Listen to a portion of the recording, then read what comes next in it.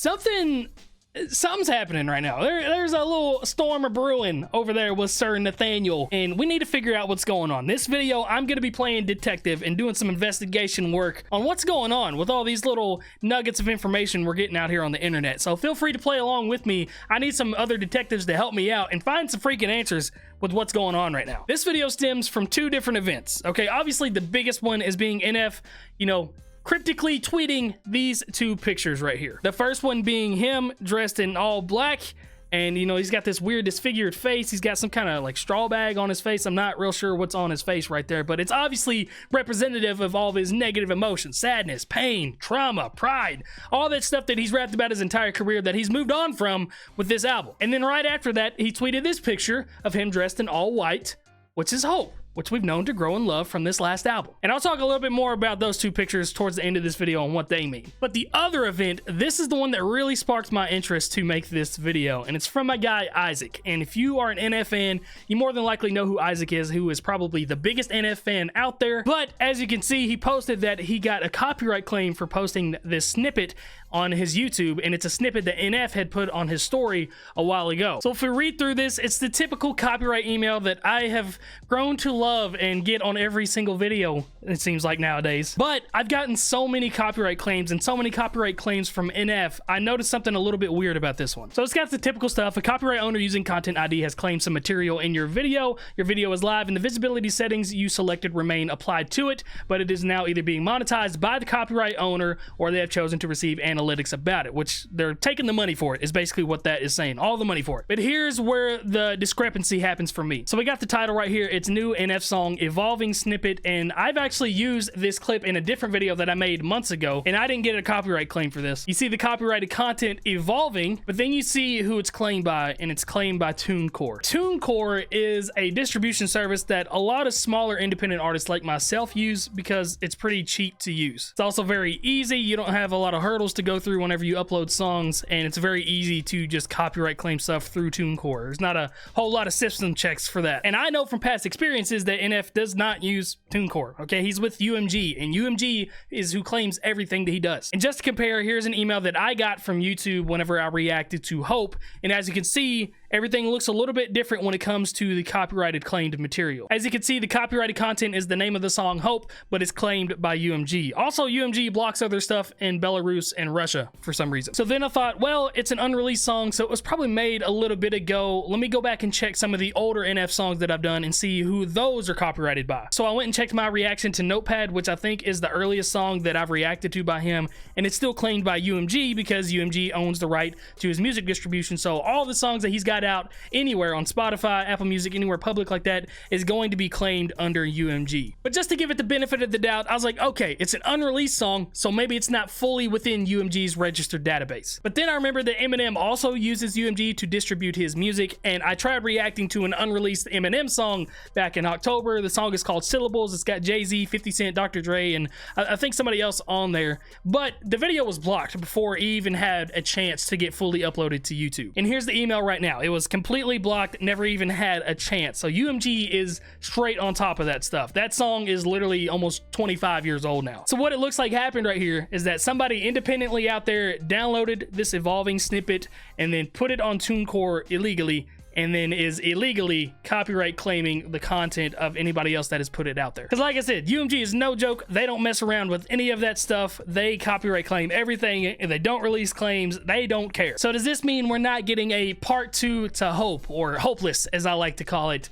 Not necessarily. That's why I want to go back to these two little tweets that we've got right here. So obviously you got the picture of NF in the all white representing Hope. You can see his face pretty well, and it's, it's representative of the album that he just put out, moving on from the past, moving on from the darkness, and finding self-healing. But then you look at this monstrosity right here, and it sparks a lot of ideas in my brain. I think it would be a terrific marketing ploy to come out with a Hopeless album, or Hope Side B, just something along the side of that, and it's all songs from this state of mind. As a fan of NF, I am super happy that he is emotionally growing and that he's trying to move on from this pain that he's always rapped about. But I definitely think it is still possible to rap about that kind of stuff and not be in that mindset. I think that is the biggest difference, is that when he wrote all of of these, you know, really sad songs, really painful songs. He was going through it at the time that he wrote it.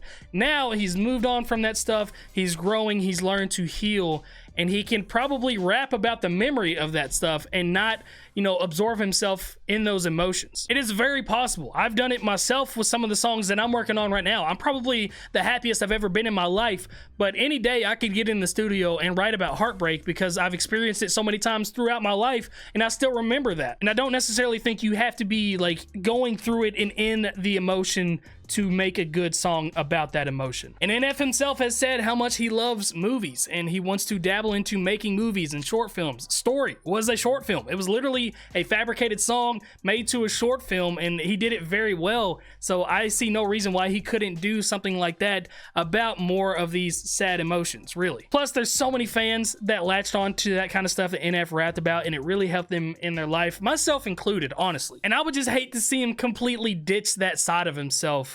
One, because that is what really grew him as an artist and what a lot of people really like about him.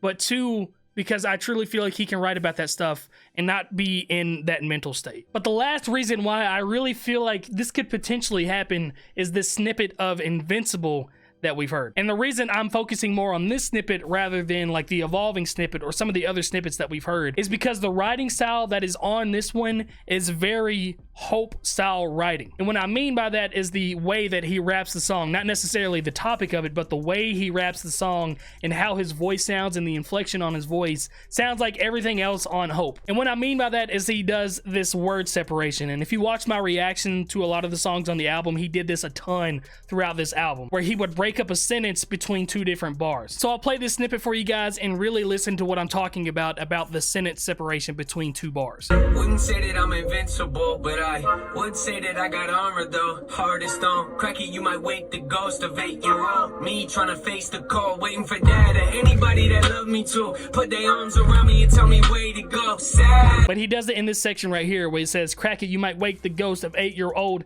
me trying to face the cold.